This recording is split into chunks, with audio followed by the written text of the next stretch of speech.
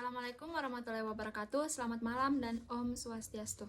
Perkenalkan, nama saya Niketut Desitasari dengan NIM A321224041, Program Studi Pendidikan Pancasila dan Kewarganegaraan Universitas Tadulako.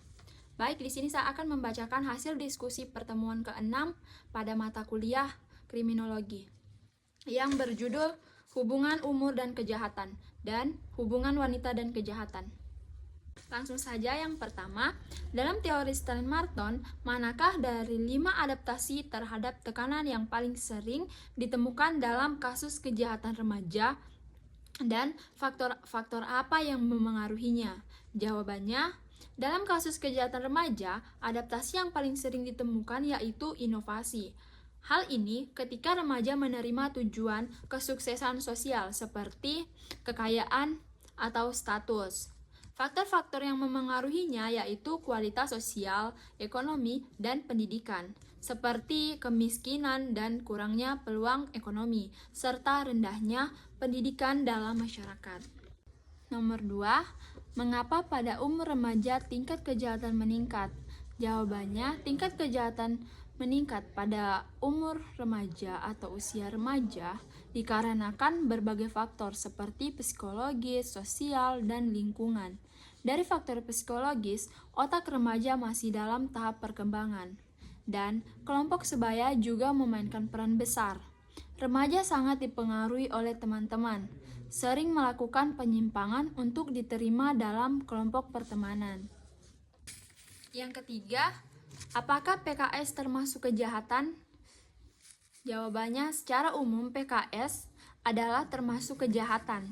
Dalam aspek sosial dan moral, keberadaan prostitusi seringkali dikaitkan dengan masalah lain seperti perdagangan orang, ekspoliasi, dan penyebaran penyakit menular. Yang keempat, dalam kasus di mana wanita menjadi pelaku kejahatan, sejauh mana pengalaman trauma masa lalu memengaruhi tindakan kriminal mereka dan bagaimana pendekatan kriminalitas yang dapat diterapkan? Jawabannya, banyak wanita yang terlibat dalam kejahatan memiliki riwayat sebagai korban kekerasan fisik, seksual, atau emosional. Trauma ini dapat memicu respon maladaptif seperti agresif, penyalahgunaan zat, atau keterlibatan dalam aktivitas kriminal. Nah, upaya pencegahan seperti program pemberdayaan perempuan, pendekatan tentang kekerasan dalam rumah tangga, serta dukungan bagi korban pelecehan dapat membantu mengurangi resiko keterlibatan dalam kejahatan awal.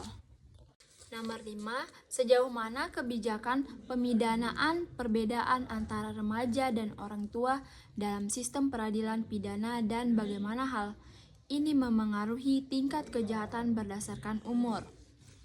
Jawabannya, remaja cenderung melakukan kejahatan inklusif seperti pencurian, vandalisme, atau kekerasan dalam kelompok. Sedangkan orang dewasa lebih sering terlibat dalam kejahatan yang lebih terorganisir atau bermotivasi ekonomi, seperti korupsi, penipuan, dan perdagangan narkoba.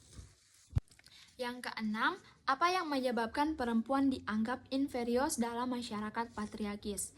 Jawabannya, kekuasaan dan dominasi laki-laki. Sistem patriarkis memberikan kekuasaan dan dominasi kepada laki-laki dalam berbagai aspek kehidupan, termasuk keluarga, masyarakat, dan negara. Adapun perempuan memiliki akses yang lebih terbatas terhadap pendidikan, pekerjaan, dan sumber daya.